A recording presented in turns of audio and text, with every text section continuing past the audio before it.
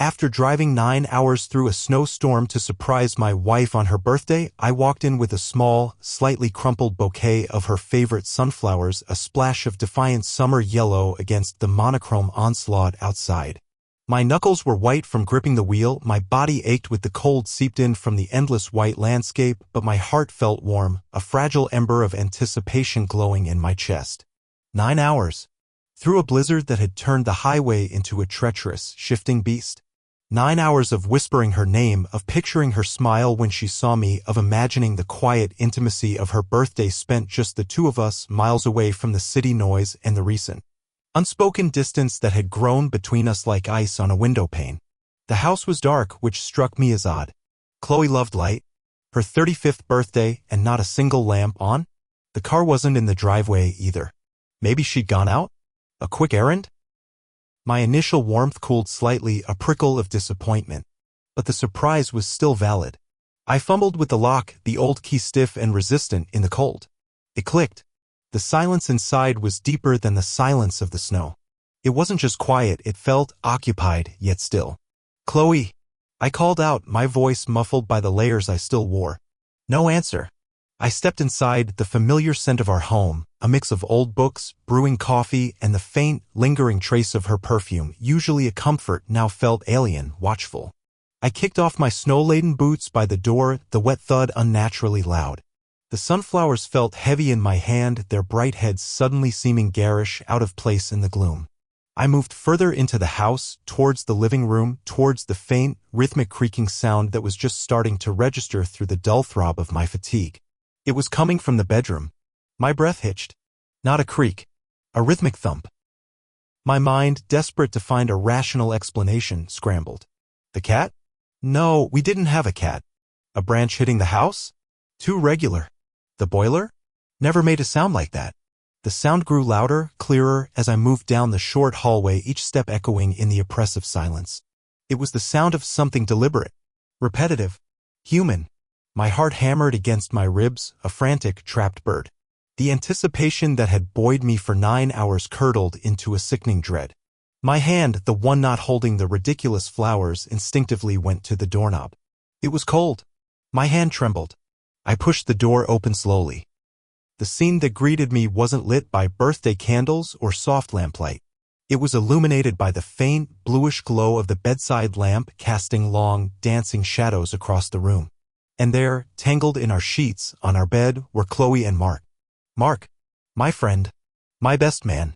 The sunflowers slipped from my numb fingers, falling soundlessly onto the carpet like beheaded soldiers. The world tilted. The rhythmic thumping stopped abruptly. Chloe's eyes snapped open, wide with horror. Mark froze, his face a mask of shock and guilt. Tom stretched and warped, each second an eternity. I stood there, rooted to the spot, the cold seeping deeper than just my bones now, chilling my very soul. The air in the room was thick, suffocating, filled with unspoken words and the stench of betrayal. My carefully constructed reality shattered, splintering into a million icy shards. The 9-hour drive, the blizzard, the anticipation, the sunflowers, they all coalesced into one unbearable, ironic punchline. I had driven through hell for this. My first reaction wasn't anger. It was a profound, bone-deep confusion. How? Why? Them? The face of my wife, the woman I loved more than life itself, contorted in shame and fear, and the face of my friend, the man I trusted implicitly, frozen in a tableau of naked guilt. It was a double betrayal, a vicious 1-2 punch that knocked the air out of me. My voice, when it finally came, was a raw, ragged whisper I barely recognized as my own. Chloe. Her name hung in the air, heavy with accusation and unshed tears. Mark scrambled back, fumbling for the sheets, his movements jerky and desperate. Chloe just stared at me, her eyes pleading, but for what? Forgiveness? Understanding? Neither felt possible. I couldn't stay. The air was toxic. The walls felt like they were closing in. Turning around felt like the hardest thing I had ever done. I didn't look back. I walked out of the bedroom, out of the hallway, past the fallen sunflowers, and back into the oppressive silence of the house. I grabbed my boots without bothering to put them on properly, just shoving my feet into them, laces flapping.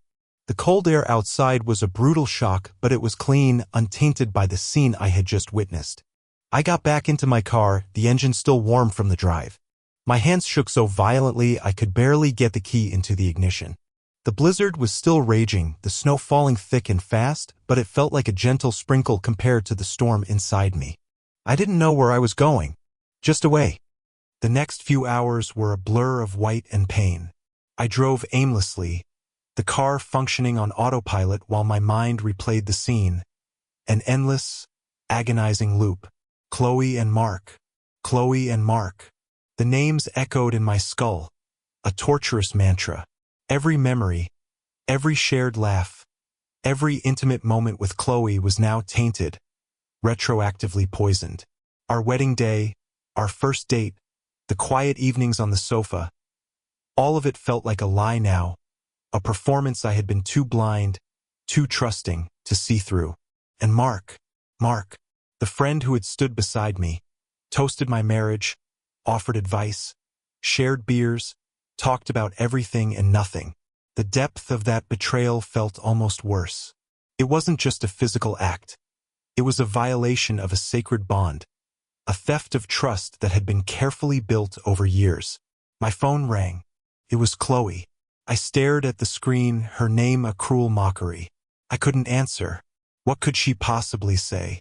How could she explain away that image? How could she mend something that felt so fundamentally broken? I silenced the phone, the vibration a tiny, irritating tremor against the seismic shift in my world. The snow eventually began to thin out as I drove further south, away from the heart of the storm. The sky started to lighten, a weak, watery gray. I found myself pulling into the parking lot of a desolate roadside diner, the kind that existed outside of time, smelling faintly of stale coffee and fried food. I needed to stop. I needed to breathe. Inside, the fluorescent lights were harsh and unforgiving. A few truckers sat hunched over plates of eggs and bacon. I slid into a booth by the window, the vinyl cracked and worn. The waitress, a woman with tired eyes and a kind smile, came over. "Coffee, hon?" she asked, her voice rough but gentle. I just nodded, unable to speak. She poured me a mug of black coffee, the steam rising like a ghost. I wrapped my hands around the warmth, trying to absorb some of it into my frozen core. Sitting there, watching the first tentative rays of morning light try to pierce the clouds, the shock began to wear off, giving way to a crushing wave of grief. Grief not just for the loss of my marriage, but for the loss of my perception of reality, the loss of my trust, the loss of the future I thought I had. It was a complex, multifaceted grief, heavy and suffocating. I thought about the past few months. Had there been signs? Little things I had dismissed? Chloe had seemed distant, preoccupied, more tired than usual. We had been arguing more, small, petty disagreements that felt bigger than they were. I had attributed it to stress, to the pressures of life, to the natural ebbs and flows of a long-term relationship. I hadn't considered this. The psychological triggers were everywhere. The effort I had put into the surprise now felt like a cosmic joke, highlighting my naive vulnerability. The violation of the sanctity of our home, our bedroom, the most intimate space, felt deeply personal and invasive. The betrayal by both my wife and my best friend was a dismantling of my core support system, leaving me feeling utterly alone and adrift. The loss of control over my own narrative, walking into a scene I couldn't have imagined, was terrifying. My brain screamed, trying to make sense of the senseless, searching for a pattern, a reason, anything to latch onto in the chaos. I spent the next few days in a haze. I checked into a cheap motel, the kind with thin walls and a pervasive smell of disinfectant. I barely slept. When I did, nightmares of tangled sheets and frozen smiles haunted me. I couldn't eat. Food tasted like ash. My body ached, not just from the drive, but from the sheer weight of the emotional trauma. My phone was a constant source of torture. Missed calls from Chloe, texts pleading for me to talk to her, to come home. A few hesitant messages from Mark, full of apologies and self-recrimination. I couldn't respond. The words wouldn't come. What was there to say? Yes, I saw you naked with my wife? No, I don't accept your apologies for destroying my life. The inadequacy of language felt profound. I did eventually call my sister, Sarah. Hearing her voice, warm and steady, was like finding an anchor in a storm. I told her everything, the words tumbling out in a choked, disjointed stream. She listened patiently, her quiet presence a balm. She didn't offer platitudes or easy answers, just empathy and a quiet strength. She told me to come to her place when I was ready. The drive to Sarah's was different from the drive to Chloe's. It was still long, but the snow was gone, replaced by gray, slushy roads and bare trees. The landscape mirrored my internal state, bleak, messy, and stripped bare. Staying with Sarah was a lifeline. She let me exist in my pain, didn't push me to talk if I didn't want to, but was there with a hot meal, a quiet cup of tea, a simple hug when the waves of grief became too overwhelming. We talked for hours, eventually piecing together the fragmented timeline, trying to understand the why. Chloe called again, and this time I answered. The conversation was stilted, painful. She cried, she apologized, she offered explanations that felt hollow. She talked about feeling lonely, about the distance that had grown between us, about a moment of weakness, of confusion. She said it had only happened a few times. With Mark, she said she regretted it, that she still loved me. Her words were like a foreign language. I could hear them, but they didn't connect to the reality I had witnessed. A few times, I asked, my voice flat. With Mark, my best friend. There was a long silence. Liam, I'm so sorry. I didn't mean to hurt you. But you did, I said, the simple truth hanging between us. You shattered everything. I listened, but I didn't absorb.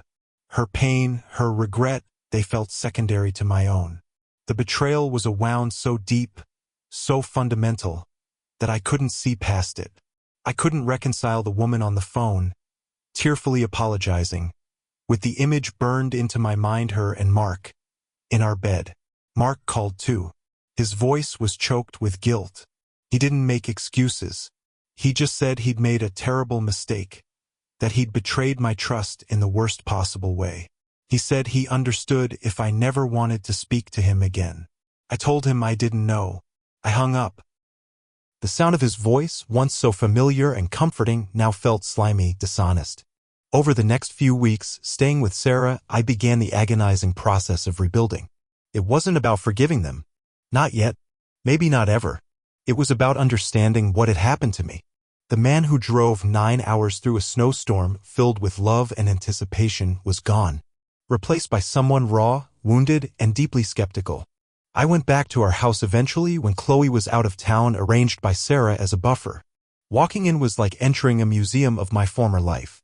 The living room, the kitchen, the hallway where the sunflowers had fallen, they were all reminders of what I had lost. I went into the bedroom, forcing myself to look at the bed. It was just a bed now. Sheets could be washed. But the memory, the image, that was etched into my mind. I started packing. Not everything. Just my clothes, my books, things that were unequivocally mine. It was a mechanical process, a way to occupy my hands while my mind continued its painful work. I found old photos, cards from Chloe, mementos of our life together. Each one was a small, sharp stab of pain. I didn't know what to do with them. I ended up putting them in a box, sealing it, and pushing it to the back of a closet. Not ready to discard them, but unable to look at them. Leaving the house felt final. The key in the lock felt heavy, a symbol of the end. I drove away, not looking back this time either. There was nothing left to see. The bitterness lingered, a constant metallic taste in my mouth. Anger flared unexpectedly at times, seeing couples holding hands, hearing a song that reminded me of Chloe, even just driving past a sunflower field. The pain was a physical presence, a weight in my chest that made breathing difficult. But alongside the bitterness, slowly, tentatively, something else began to emerge. A sense of clarity. A realization that the relationship, perhaps, hadn't been as perfect as I had idealized it. That the distance hadn't appeared overnight. That maybe, just maybe, there were things I hadn't seen or hadn't wanted to see even before the betrayal. This wasn't about justifying their actions, but about understanding the context, the slow decay that had made the ground fertile for such an act. And there was a strange, fragile sense of freedom. The pressure of maintaining the facade, of pretending everything was okay, was gone. I was stripped bare, yes, but also unburdened. I had the terrifying, exhilarating freedom to build something new, something entirely my own, from the wreckage. I started going for long walks. The cold air on my face felt real. The rhythm of my steps was grounding. I started reading again, losing myself in other people's stories to escape my own for a while. I reconnected with friends I had lost touch with, friendships that weren't intertwined with Chloe or Mark. The healing wasn't linear. There were days when the pain was so sharp it brought me to my knees. Days when the anger threatened to consume me. Days when the loneliness felt like a physical ache.